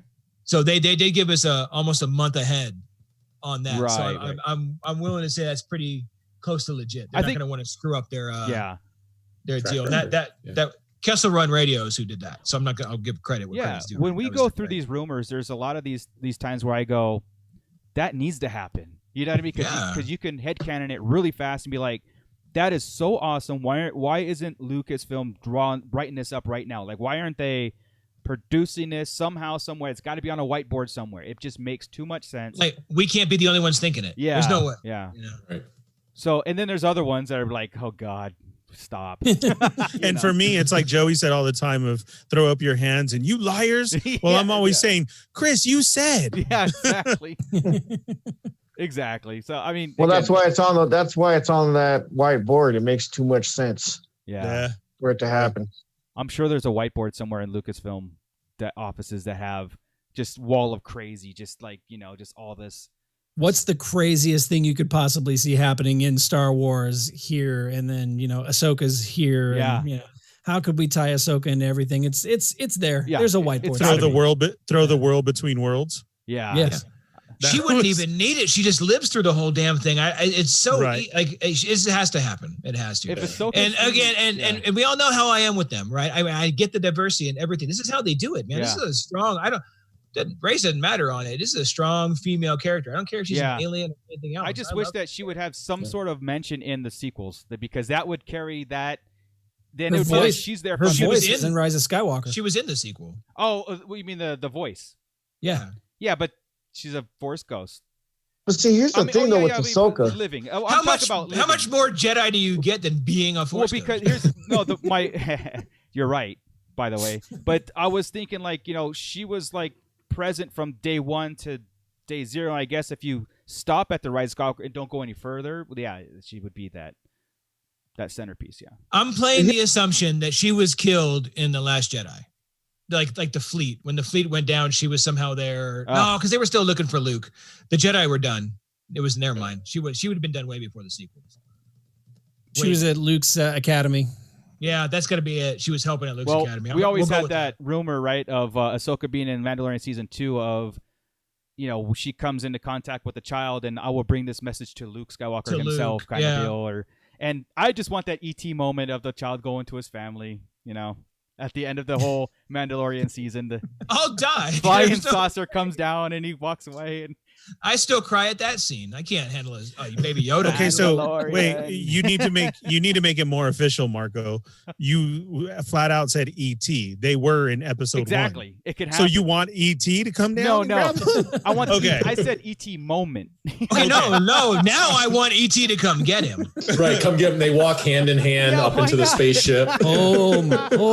Yes. And then now the whole E.T. scene where he points at that Yoda was actually the child that he meant, not Yoda. Think about this. E.T. is canon because he was in episode 1. That makes Earth canon, which makes Close Encounters of the Third Kind canon. So gray aliens are canon. Boom. And so he can either walk off with the ship, So. The whole ET thing makes sense now. Why the child was going like this in the first episode up towards the Mando. Yeah. It's all there. Do you think, out of just curiosity, that happened because George and Spielberg are homies, right? Yeah. Do you think they would still be able to do it? Do you think Spielberg and who owns it? Was I guess it's DreamWorks now, but it was Orion or something. Wasn't it his? Wasn't it Amblin? What are you talking about? Amblin. Who owns the rights to Amblin? ET? Well, Universal. Amblin and Universal. Yes. Okay. Yeah. Do you think they would let them use them? Hell yeah. I mean, absolutely. Before, I don't think they had a choice. Spielberg's like, he can use them. Sure. Yeah. Right. It's not George. It's not George in charge anymore. Right. I think Spielberg still has that pool. Use them. Well, you think he would? Do you think he'd let him? That's so funny because that's exactly what I thought. I could see Spielberg picking up a phone. Yeah. Spielberg is still producing the rumored next Indiana Jones film, which will be through Disney also. That's very true. Spielberg likes to change things up and throw stuff all around. So I think he's game with that kind of stuff. I don't think he holds. Well, good.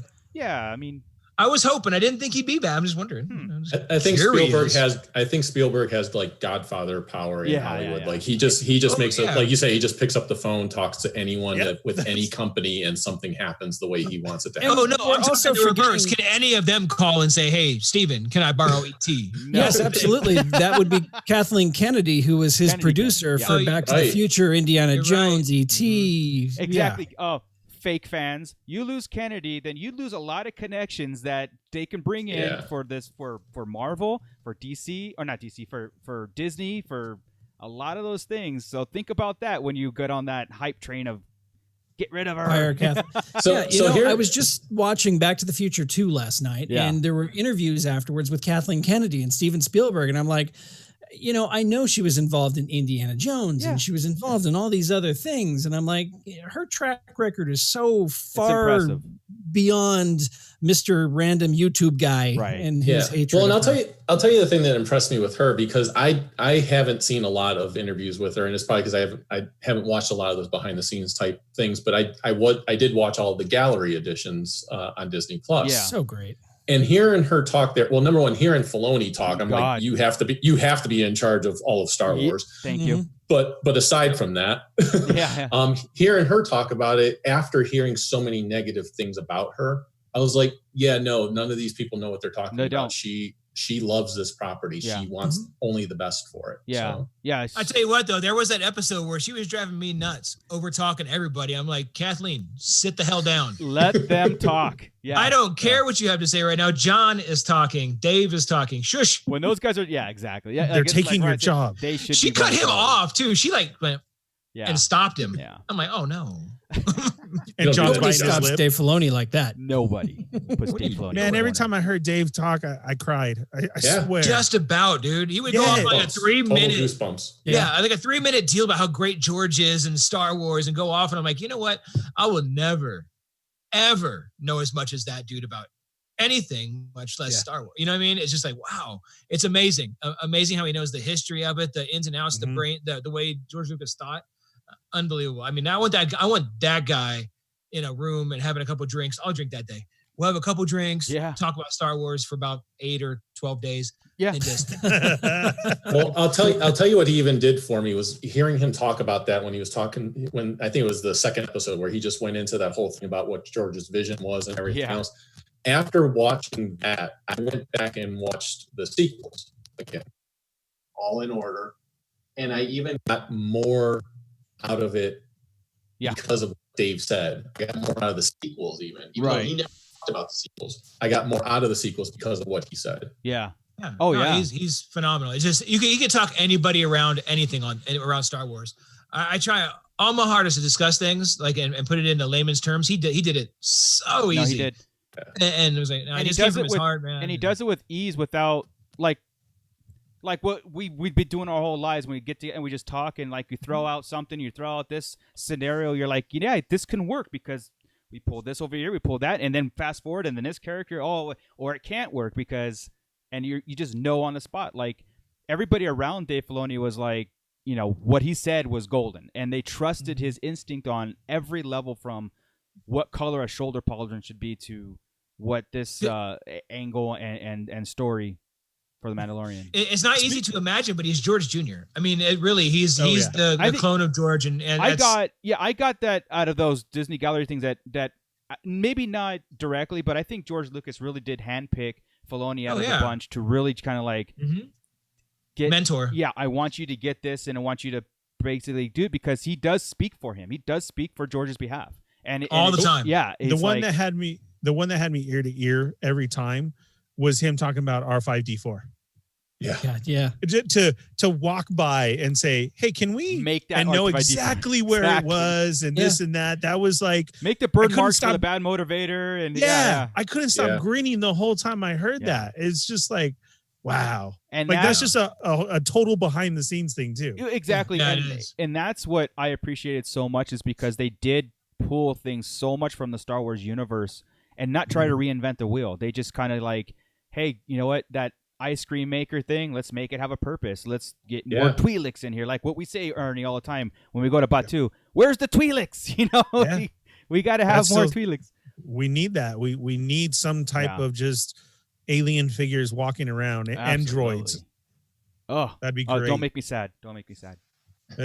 Poor Ryan, I don't think you've been to Disney World or Disneyland, have you? Oh. I have not. The plan was actually to go this year. For celebration, were you having plans of celebration? No, I was not. I have not had the opportunity to go to celebration. I have a buddy of mine who's in the 501st who has invited me multiple times, and he has a place for me to stay, especially if it's in Anaheim. Sure. But yeah, my wife and I were planning to go down to Florida. Her parents have a home down there, and we were going to go down there. And I told her, I was like, if we go down there, I have to go to at least the Star Wars land at Disney. I love Disney in general. You set a day aside for that. Yeah. I love going to the Disney parks. I could live at the Disney park. But I told her, I says, I want to go to the Star Wars land. And I says, I'm also telling you, I'm not leaving. Right. Like, I'm going. I'm carving a hut into one of the foam trees or something like that. But yeah, then. They're not foam. Yeah. They're directly from Batu. Make no mistake. It's all expenses. And then you're going to walk away with everything just like Joey and Marco did. They have their own. Joey has his own droid. He's got 2 droids he bought. Oh, yeah. That's right. Well, so here's the great thing about my wife and how supportive she is. She's not into any of this stuff, but she's extremely supportive. So I told her about the droid thing and the lightsaber thing. And I says, shockingly, I do not own a good lightsaber like that. So, So I said, well, they're both very expensive. So I would like to do one of them. And she's like, well, you were talking about how we probably wouldn't need to spend the night. So there's a hotel room we wouldn't have to pay for. So put towards if you wanted to do both of these things. And I'm like, okay, this is why we've been married almost 20 years. That's right. Both of them was about $320. So, I mean, right. And the saber experience is one for the books. So it's worth it. Yeah. So I watched you all. It was awesome. You did. I'll wait. But yeah, I was very excited about going there this year. But Florida's open, so if you want to take your chance, but my parents live in Florida. I know what's going on in Florida. I'm not going. Yeah, exactly. No, we'll wait. Man. But yeah, so no more depressing talk on that. It's not because I'm going to go day one and I'm going to show up in my Marty suit. From the planet Vulcan. And that's how I'm walking in there. Night, Darth Vader came down from the planet Vulcan. That Darth Vader style. That's how I'm going to go. Well, let's hit the novels because again, we didn't get a chance to get the novels and stuff. So, Chris, I know there's a whole bunch of them that really pretty much has been announced. The Mandalorian is kicked into gear with announcements. Thrawn has kicked into gear with the new trilogy of books, right? So I had myself on mute because you happened to come to me right when my dogs were barking. Oh, no problem. The whole family's coming home right now. I've been gone all damn day, and you came to me right now. So I'm sorry. It's all right. No, I'm sorry. You got to deal with the damn dogs. They're adorable. All right. So I'm just going to run through the list right now, okay? Yeah. So we've got Shadowfall is out now, and I feel really, really bad because I haven't even started the damn thing. I listened to Thrawn Treason again. Right. And I think book 3 of the Bane trilogy since I've had this book. Okay. I just didn't like Alphabet Squadron at all. So I haven't started it. Yeah. But what I think I have to do is take a couple days. Yeah. I'm going to do Alphabet Squadron and then do this one again. Okay. Do you hear them? I do, but it's fine. It's low. It's all right. I'm bad. My bad. Anyway, that's out. Coming out the 21st in next week is the audio book of Dr. Aphra. Okay. And yes. That's exciting. Remember that just dropped last month. The news about it. Yeah. And it's coming out the 21st. So this is where like Mark Thompson was talking about, and he was excited about a full cast. And when you look at it and you're looking at the characters in it, you're like, damn, Dr. Aphra kind of touches everything too. She could be in that whole different damn right. Ahsoka type world. Yep. Everybody's chasing the dogs now. That's okay. So we should be cool in this. All right. All right. But I mean, it's going from the cast. I'm going to just go through the legacy characters. Yeah. Okay. So head's going to be down in a second. Vader, Fett, the Emperor, Padme. Okay. So how far is this stretching and where's it going? Right. You're flashing back a little bit. Han, Luke, Leia, R2, 3PO, Chewie. You're going to get Sana Starros in there. Maz, Bosk, even an IG-90. So, I mean, there's a huge cast in here, and that wasn't, and a lot of cast from already the Dr. Aphra comics, 000, right? The was it BT and 000. Yeah. Now, did you read the Dr. Aphra comic or the Darth Vader comic that tied in with it? The first couple sets, I have them back there. I've read them, but I'm behind on my comics since probably right before the Kylo Ren comics started coming out. That's just wondering. It was because I think didn't Mark Thompson say this was a audio drama of those comics? I don't think it's of the characters of the comics. I think it's an all new play on it. I don't think he said it was an adaptation of the comic. I think it was a whole different storyline. Okay. I was just wondering because if it is an adaptation, then it would make sense that Padme was in there. Right. So Yeah. Now I got to go back and verify that. Well, hopefully it's not, but that would be kind of a drag because you already have that. Right. You know what I mean? In existence. And to the point of the books versus the movies. But I'll tell you this. I've come to learn after our interview with Mark and everything else, all this stuff, I really do think even the hardcore fans, only 5% or less read the books. Yes. Or listen. We've always said that. And it really is too bad. I think I had a in my head, since everybody wants to talk about the legends and all this stuff. Yeah. I assumed everybody was reading them. I think everybody learned about legends late, went ahead and read them all, liked them, and then we realized. Yeah. I actually had not an argument with somebody, but like a discussion saying like, he was bringing up all these legend stuff about because the sequels, didn't produce the Thrawn trilogy basically. And I'm like, when did you read that? Like, really, did you just find out about this, or did you watch a YouTube video, someone explaining to you? Because you're calling out certain points like everybody else is, it's got to be, we always said like the people who read the comics and the books are like maybe 10% of the fan base. I think it's way less than that. Probably. Way less. Yeah. Which is sad, but it is. But also, people do depend on us and you to bring that to our attention too. Like we'll do a book review, but we all listen to it. For the most part, we all download the audiobook or have it physically and read it, but we wait for the reviews too. Jeepers. I know Chris is gonna review something, so I've got to speed read it really quick so he doesn't spoil it all for me. Yeah, because I will. Because I get excited. I know. Okay, behind the curtain stuff. I get excited during these books, and I start going in our group chat about, oh my God, look, this is happening. And Scott's, shut up, Chris. I haven't got through it yet. Shut up. You shut up. I know. I don't care. Hey, the first book from the Stories of Light and Dark. That's kind of one of those what ifs. Right. Stories of Light and Dark comes out on August 25th. That's probably the next one. Okay. Or that is the next one. Then right after that, the next week is Thrawn. And that's Thrawn Ascendancy trilogy. That's what's coming up right now, right? Chaos Rising. Nice. And that's the first book. And we know at the very least it's prequel to Thrawn. Mm-hmm. Have you seen the Barnes & Noble poster? No. He's very young on that. Like super, like teenager type. Does he have long hair? No, it's thicker. Okay. But it's not as receding. I gotcha. So yeah. Well, we'll find out how he ended up on that planet in the first place, and when he had long hair in the comic book and all. Right. Yeah. Well, that was all. We don't know that was a setup. But yeah, by the third book, we will know that. I'm really hoping this book is going back and forth. You know what I mean? Like the other books have in a bit. We see prequel Anakin, and then you see Vader later. I hope this is going to give us something hint to Thrawn later, but I doubt it. Yeah. But I am hoping for that. After that, you got the first High Republic book by Claudia Gray, Into the Dark. That's going to come out in October. Yep, Claudia Gray. Yeah, so you're going Timothy Zahn and Claudia Gray, and then after that, you've got the next book is Certain Point of View Empire, and that's got 40 different people and 40 different stories, including Claudia Gray. Yes, I can't. Yeah, I'm excited about that too. As fun as the New Hope was, that was so much fun. I can't wait. Like we even said.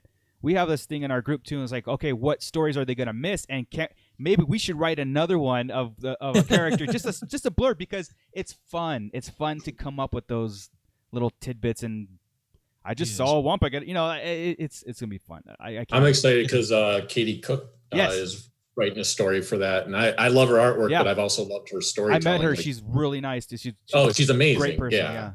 Yeah. So she posted on her Facebook page that she was doing a story, and then she posted on the author the list, and I'm like, I honestly didn't know that she wrote anything. So it's just maybe her first time doing it. So she's done a few things and I think one of them she did for Star Wars, but she has her Nothing Special webcomic, which has been going long for a long time, and she's a very good storyteller. So I'm looking forward to seeing what she does. And she likes to do like quirky characters. So I'm curious what character she chose to write about. Cool.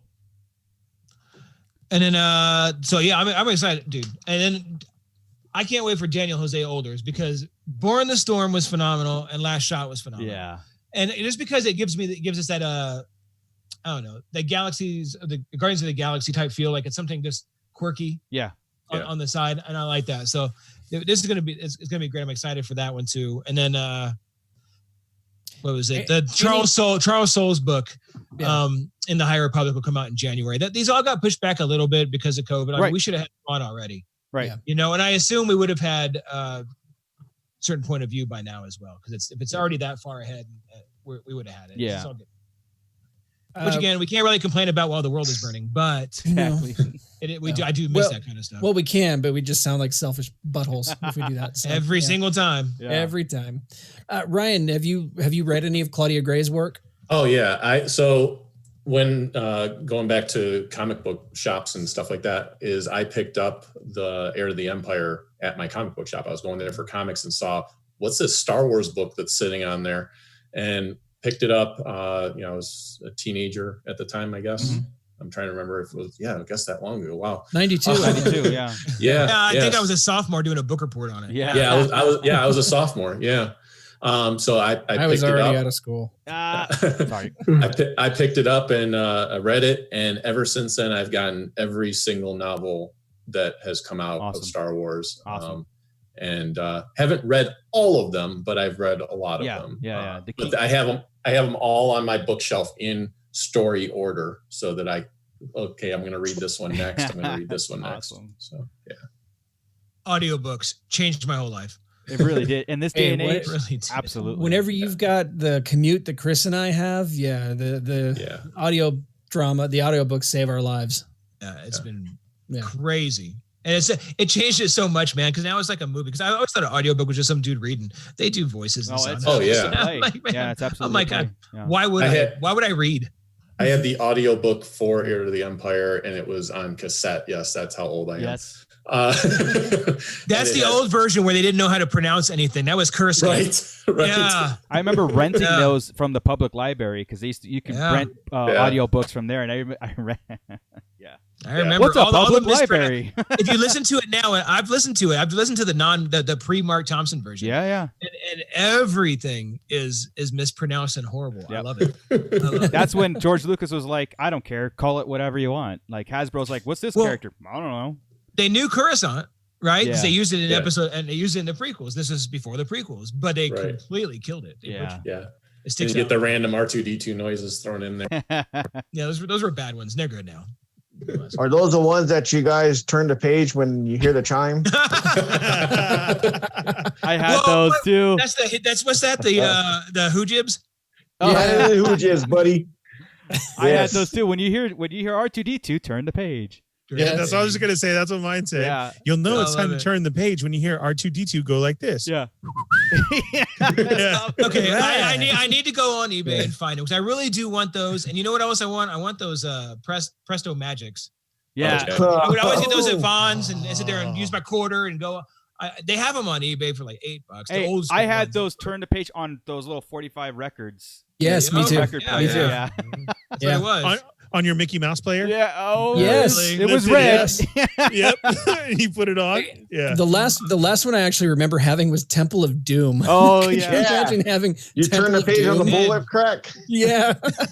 We all had like almost the same childhood toy. We did. Yeah. Absolutely. Yeah. It's the weirdest thing about, not to go on a little tangent, but it's the weirdest thing to grow up one way and having all these memories. And like in high school, Star Wars wasn't really big, and for us, it really wasn't. It was not existent.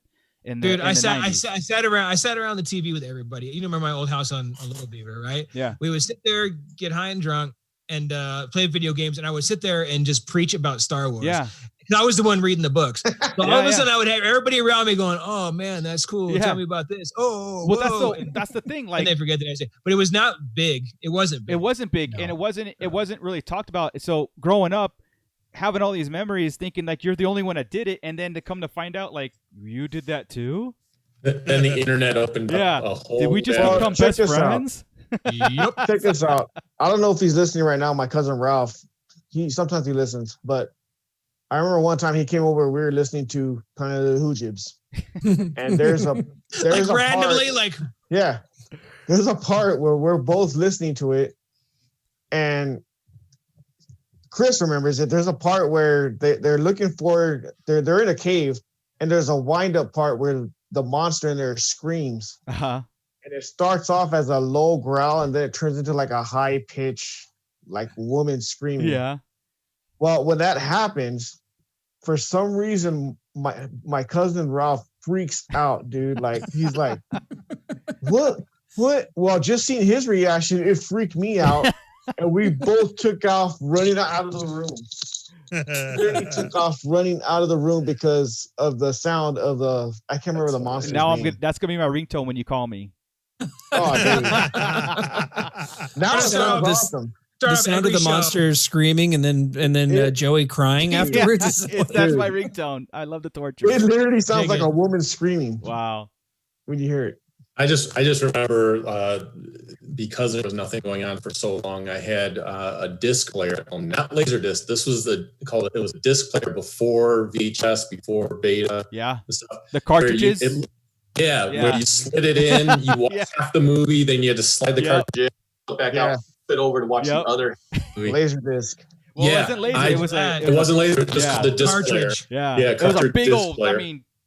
12 by 12 cartridge that you slid in. It looked like a record album. Yeah. And I watched I had Star Wars and Empire that way, and then we got VHS, and I got Return of the Jedi on VHS. But I remember watching Star Wars, and it'll always be Star Wars for me, instead of just calling it. Right. But yeah, Star Wars and Empire, I remember watching over and over again because it's like a record. The thing could skip if it was worn out too much. It could warp and the Vulcan. Yeah, exactly. I did warp certain parts of those movies because I watched them so much. Because there was nothing else. So right. Like, well, as a kid, Empire, the Hoth battle scene would warp because Yoda would scare me as a kid. So I would always I don't want to watch no more. I'm done. as a kid. So like the Hoth battle was it. For the longest time, I thought that was Empire Strikes Back was the Hoth battle, and then you get older and you start. This is amazing. Yeah. So. And see, I was Slave Leia. I was such a diehard like Muppets fan. I knew that Muppets stuff out. So like when Yoda showed up, Yoda's my favorite character in all Star Wars. So when Yoda showed up, I was like, "You mean there's a Muppet in Star Wars?" Right. I love Star Wars that much more now. Yeah. He scared me when I was a kid. I'll admit it. Gordon jumped in and he said, dudes, he had the black hole on Read Along 45. Oh, man. I don't have that, but I did get the black hole soundtrack. Oh, there you go. Look at this. Like just randomly just pulls it out. Check this out, guys. Anything else you want me to show? Oh my God. Look at this comforter I got. That was actually the second thing I watched on Disney Plus. I watched the Mandalorian episode first, and then I watched the Black Hole second. I've had it queued up to start a couple times, and I can't pull the trigger. Just remember, you've got to do it. Just remember the intro to Black Hole. It's black. Okay, there's a good minute and a half of it's just black screen. Yeah, with an overture going, and once the movie kicks off, man, it's a ride. It's I'm not actually broken. scared to press play, dude. What was that, Joy? I'm actually scared to press play. Nah, you don't like it. It's fun. It's short. Because It's Marco short. likes it. It's Marco dark. likes it. Yeah, it's super dark. It's good. It's not a me movie. It's not one. It's not the Greasy Strangler. It's not It's not Wolf Cop. Greasy Strangler. No, don't look it up, people. First off, if you do look it up, Let's not go into the site you think it Strangler to is. hold up all of a sudden, like waiting for Scott to pull up the Greasy Strangler. It's not this movie. I feel like he's chasing chickens. No. The hell are you doing? Don't look it up. And if you do, I'm not sorry. I'm gonna. So, I won't look up anything after Hereditary. yeah, Hereditary is awesome. No, it's not. You No, uncultured. my mind's still messed up from that. I'm cultured. You uncultured swine. Yeah, you uncultured okay. swine. You. I'll take it. Yeah. You just didn't understand it, man. No. All right. No comprehension was. I understood Last Jedi perfectly. I couldn't understand Hereditary. It's not a me problem. And watch Midsommar by yourself. No. I'm done. No. All right. Anything else in the books? I mean, that's again the Mandalorian stuff. Anything in the Mandalorian stuff? Did you mention there that? is some Mandalorian stuff coming out, but I don't have all the details. But I know they've announced the launch. They're going to have novels and everything else coming out around that too. So am I excited about it? Yeah. I almost would rather the Mandalorian just stay where it's at. I don't really want a spinoff and play around and overdo that, because then it gets to the point where if I'm saying that, people are thinking it, right? You're just milking it.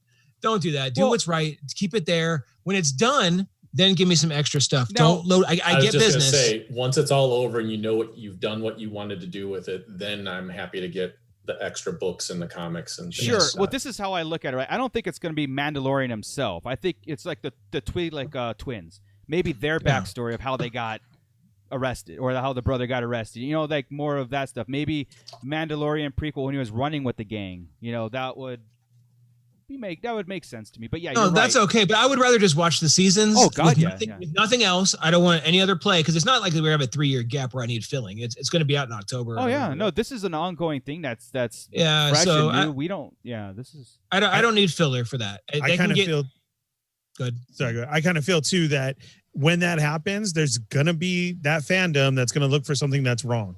Yeah. Oh God, like either you wrote it wrong or timeline wise. Sure. Mm-hmm. Sure. This doesn't make sense. And you can't do that during because then you have to fix it during. Right. Exactly. Right. And that's why. So I agree with Ryan. Then let it happen after. Mm-hmm. Yeah. Like just like way after. Yeah. Mm-hmm. It'll happen. It'll just exactly. Yeah. I keep telling everybody that they're all, I want this and I want that. I know. It's been 5 years. We had 20-something years with the EU. Right. Yeah. I mean, give it a minute. They're revamping. I feel sometimes people don't understand the Star Wars patience. Like, yeah, we're the worst thing. The worst thing they did was 3 years, 3 years, 19 years. Yeah. The worst thing they did was put out a movie every 2 years. I mean, if they could have had a little bit more weight. I love seeing them every 2 years. Like, we were cool with that. Like, when they pushed back Rises or would they push back? Which one did they push back? They pushed back Solo. I think. Solo or no, they moved Solo up. It was The Last Jedi. We started December. We were like Force Awakens got pushed back to December. That was the first December, wasn't it? Force Awakens was the first December, and then in May. Solo was the only one in May. Everything else was December, even Rogue One. Yeah. And that was the problem, the 6-month gap, right? It was only 6 months. Everybody was still pissy now about. But we were cool with like waiting 3 to 5 years, and that sounds weird to some people. But I'm used to that, and but I don't have that many years, so I'm much better coming faster. Yeah. They were 3. No, the prequels were 3 years apart. That's what I said. The prequels were closer together. So, it was just like the original. It was always 99, 02, and 05. So I mean, just like 77, 80, and 83. Exactly. It's just 3 years. Yeah. So doing 2 was fine, and then went with look, dude, I'm good with the content. It was everybody else pissing off. Give me a movie a year. It's good. Give me a movie every 6 months. When they initially announced that they were going to do one movie every year for 10 years, because I think that was when they first bought it. They said this is what they're going to do. I was like, bring it on. I don't care. Yeah. Like I said, I will never be like, oh man, another Star. No, but I was cool with the gap. I'm cool with going Disney Plus. We're just cool with the content because we live this so much. We digest it so much. We talk about it over and over and over. We'll even bring up stuff like, why did Yoda look to the left at that one scene? In Empire. Well, and that's the hard part with everything that does come out so fast is having enough time to really digest what just came out. And giving the other writers time to come up with storylines that flow and that work. Exactly. So that's I'm going back and I was watching everything again, and I'm like, okay, I could see where there's some weird things that happened in The Rise of Skywalker that felt like, I could see where this is like some kind of a quote unquote course correction or whatnot. Sure. But had they given it more time to breathe and to write it, I think we would have I love Rise of Skywalker, but I think we would have come up with something even that much greater, possibly. I know the argument, again, I don't want to go too much on it, but I know the argument is if they had one consistent director and writer through all 3 movies, you might have had a more cohesive... I don't know. But no they matter didn't what even have that in the original trilogy. I was going to say to me, but the Holy Trilogy was different people. Yeah. The only difference was you had George. Written by George Lucas, all 3. But so what should have happened was written by Dave Filoni, all 3. Yeah.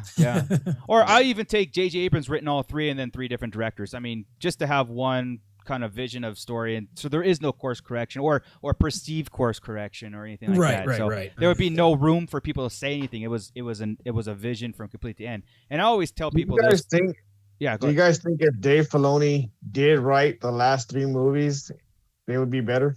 It would be like we wrote them. Yeah. Oh my God. Why did I say that then? You know what it would have been? Honestly, it would have been the Thrawn trilogy. Okay, so Yeah, which we're still gonna get. I'm telling you, it's coming. It's coming in a blog. If we wrote the sequels, it would have been a Thrawn trilogy because in our mind that was the sequels for a long time. Yeah, it was, and it might be still for some people. So it is. Yeah, but the problem is that just didn't work because the time frame was too close. It was too close to there. Our people are too old. It just doesn't work. Exactly. Yeah. We'll get it in a book tweaked. That's what we're gonna get. Yeah. Or animated. I'm telling you, man, the animated would be amazing. We have been saying that since episode 1 of Sarlacc Digest. We have. And it just needs to happen. I know they listen. Yeah. Right. All right, cool guys. I think we've gone on. This is a great episode. I think we can wrap it up.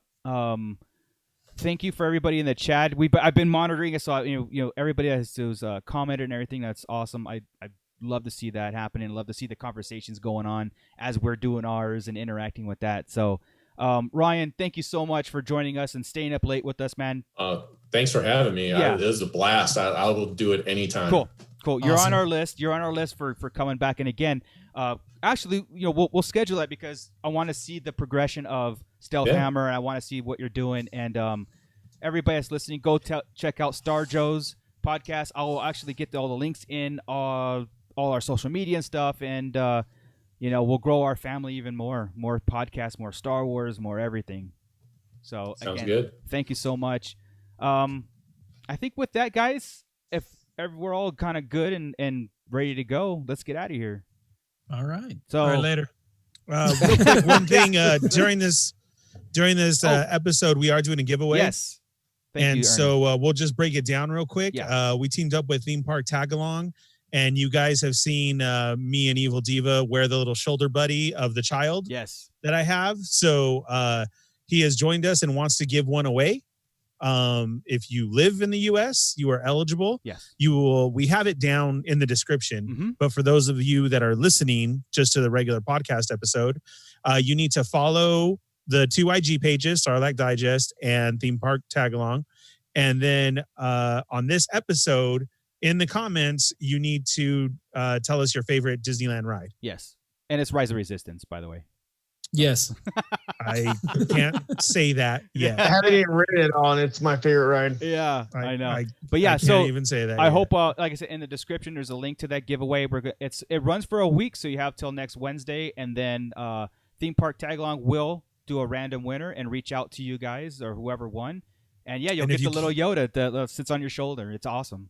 Yeah, and if you can't wait, then just hit up on Facebook or Instagram, Theme Park Tagalong, and send them a message and get one now, or take your chance. And thank you to Theme Park Tagalong for actually doing this and hooking up with us for the giveaway and partnering up with that too. That was awesome. And I'm sure we'll do more of that too. We actually got some other giveaways, but we'll do it, and we're going to get together because we got some Dominic Pace, the Gecko autographs that we haven't forgotten about. We did give away one of them, so we still got like 3 more, right, Scott? Yes, we do. Yeah. They're right here next. They're on the other side where the black hole is over here. The Dominic Pace stuff is on this side. I wish we had. I mean, if we were. Hang on a second. Let me go looking for it really quick. Oh, geez, here we go. Good Lord. Give me a theme song. Dun, dun, dun, dun. And that's all you can do before we get shut off. Yeah. We just got a cease and desist letter. Exactly. I see it pop up. Right. If we were more, like I said, celebration would have been awesome to physically meet people and give these things away, but we'll have to do it in more creative ways, remote. But we'll get those out there. We haven't forgot about those. So let's see. Follow Dominic Pace. Actually, he's still on tour throughout America, going to all the mom and pop comic book shops out there, supporting all that. And he was in Iowa today. Yeah, I'm following him, man. He's having a great time. He's eating all the place, and he's having like. He was actually on the news, and he's still chatting with all of us. Yeah, the dude is like the nicest dude ever. And his son was wearing a Sarlacc Digest T-shirt the other day in Texas. I'm like, just so happened to be with Lucky. Yeah, right. Yeah. Which was about rad. That's awesome. Yeah. Happened to be where somebody we knew was. That's too much. That's awesome. So I'm sure we'll have him back on to kind of give us his experience touring the country at this time. With this, it's again after he quarantines for 14 days after, of course. But so follow him on that. Man, we launched our website, so please follow that and bookmark it for your daily dosage of Star Wars. We will be on top of any piece of news that drops. We have our blogs that we post for our individual lives that we do, and it's mostly Star Wars, and maybe it'll be some toy stuff here and there, but it's all in the name of pop culture and Star Wars. It's awesome, but make that your home. Scott worked really hard on it, so we have to make sure there's some traffic going to that place. We tried to screw it up the best we could, and we couldn't. He kept we're still trying. You guys were trying too. Yeah, exactly. I'm still trying. When we're done with this show, I'm gonna go try. In our description too, on all the podcasts too, is a link to our Patreon. We have a Patreon that can help support what we do and try to make everything that we do even bigger and better. Like I said, entering Zoom, getting more graphics, getting better equipment, just bringing this to a point where we actually, we do love this, but like a good production, because we want it to have good quality for everybody that's listening and for us too, because we are fans of the show too and all the Star Wars stuff out there, and we, like I said, we just live this. So if you feel inclined, please support us. Do that. All the links there. We have gear. We have everything available for you guys. So with that, Chris, Hot Topic, Mr. Hot Topic. Okay. Let's talk about this. Yeah, let's do it. I'll figure it out. I got it. I trust you. You can find me at Hot Topic Podcast on Instagram. I'm on the Sarlacc Digest Twitter, tweeting. Yeah, that's good. That's good. Twirting. Don't go any further. Okay. I'd already said it. I said it. You missed it. Yeah, I heard it. I didn't miss it. See, but if Marco misses it, it counts. It doesn't count. Yeah, exactly. On the Twitter there, on the Instagram. You know what? Every social media you go on, you find that. I'm not going to talk about any of it really deep, but you find that little dark corner of the Star Wars fandom that is just evil. Yeah. And I found the Twitter version pretty quick on a rabbit hole. So yeah, yikes. There's a lot of mean ass people out there. Yeah, there is. Find me on there, and they will start being, like I said, I'm transitioning Hot Topic from podcast to YouTube channel. Yep. Off the Sarlacc channel. Yep. So we'll be doing that. Presents, Presents Hot Topic on the videos. We'll do short videos. I still got to finish up. I started it to finish up the arcade review. I'll do every book. Cool. Back from the beginning and go in order of canon. We'll do all that. And I got a couple other things popping because I have a lot of random thoughts that I really need to get out. Yes. Awesome. And I've been quiet, but since I really don't cuss anymore, it's no fun doing Hot Topic. I like to yell at people, and I can't yell because I'm not even arguing with Nick anymore. Nick wants to keep arguing about Luke Skywalker's arc. And I'm like, forget it. I'm not going to play, dude. Yeah. So episode 4, Nick. Yeah, exactly. Just answer with that. Right. I do every time. Awesome. Yes. Scott Solo. Hey, you can find me here and on Nerd Tunes, where Kevin and I I think we're scheduled next week to start recording again. So we've got a couple of episodes that we're going to record at once and then like slow release them throughout the month. That's the plan. Let's see what happens. I'm still on standby for the Cannibal Corpse episode, right? Like, that's still a thing? Sure. Yeah. Hey, I humored you with the Oingo Boingo episode. You want me I just do it myself and send it to you. Okay. That's great. That's great. Look, this episode, it's not working. I wonder what happened. I'll just do it. Did you get my Vanilla Ice episode? Oh, I love your Vanilla Ice episode. Go Turtle, go Turtle, go. I haven't seen it air on your show, so I didn't know. Oh, it's coming. Just archive. Trust me. Yeah. He's got new stuff. Yeah, I know. He builds houses. No. Who knew? I'll send you the song later. Okay. Nice. Bootleg Joe, where can we find you? You can find me here at the Sarlacc Digest and on IG at bootlegjoe_760. Awesome. And the Fallen Fat, last but not least. You can find me here every Wednesday night on our YouTube channel, the Sarlacc Digest Podcast. We will be starting, we're going to try out a weekly show, right? Yes. So that will be coming. So now every week you can catch us here at 8 p.m. Pacific Standard Time. You can also catch me with the Toy Migos on They're Not Dolls. We got a Quickie Mini happening Monday, Tuesday, and Wednesday at 5 p.m. Pacific Standard Time. Our regular podcast show on Thursday nights at 9 p.m. for all your toy news and everything. You can join myself, Cheney 180, Sergeant Bananas. God, you're busy. We got 80s Baby and Prospect Adam. So awesome. We got a lot going on there. We got Comic-Con coming up, so be sure and check that Virtual out. Comic-Con, yeah, that's gonna be interesting. I was like, we do? Yeah. Next week, Virtual Comic-Con. Hey, Prospect Adam, is that Adam? No. Different. No. Sure. This is playing with myself on IG, Adam. Oh, he runs Gentle Giant. Oh, nice. Okay. Yeah. He's a major part of the toy world. That's great that, basically it's guys who make these toys and then they go out to Hasbro and everything like that. So he has a lot to do in the world. So it's great to have him on. But then at the same time, when he gets silent because he can't say anything, that really sucks. Right. Yeah. But things are coming. That's the yeah. So it's real cool. And then our quickie minis are just a way to get away from the world of everything that's going on. Yeah. We won't touch on it or anything. Let's just talk toys and go spend money. Go down that road for about 45 minutes. Nice. Don't forget also, you guys, after you've checked out our Sarlacc Digest Podcast.com for all your Star Wars news, if you want to continue the Star Wars talk, be sure and join our Facebook page. Yes. Where everybody stats up from memes to their shows to daily. What do you think about this? Mm-hmm. And we got a lot of very cool people in there. So make sure you check Ryan out Drost. Yes. Make sure you check out our Facebook page for that and catch up on our last episodes, which were great, where the guys interviewed Mark Thompson. And then before that, like we said, we had the Gecko on. So those were ones to really check out and listen because they were lots of fun. Nice. Yeah. And today, our hype man. This is great. We've been having a lot of really good shows. This is like 4 straight solid shows. Yeah. I'm really liking, like I said, getting. I mean, not to toot our own horns or nothing. Right? We're not as good as we think we are, but we're better than most. Right. Exactly. Yeah, I was like, man, I'm following these guys. All right, I got to up my game.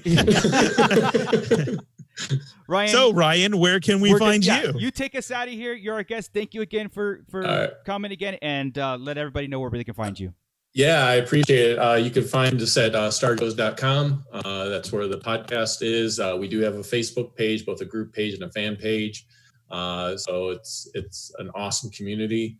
And I do monitor those pages. I'm like some groups out there that know that they just let people run rampant and start the negative talk and all that stuff. Like, we don't go for that. Yeah, we monitor ours too.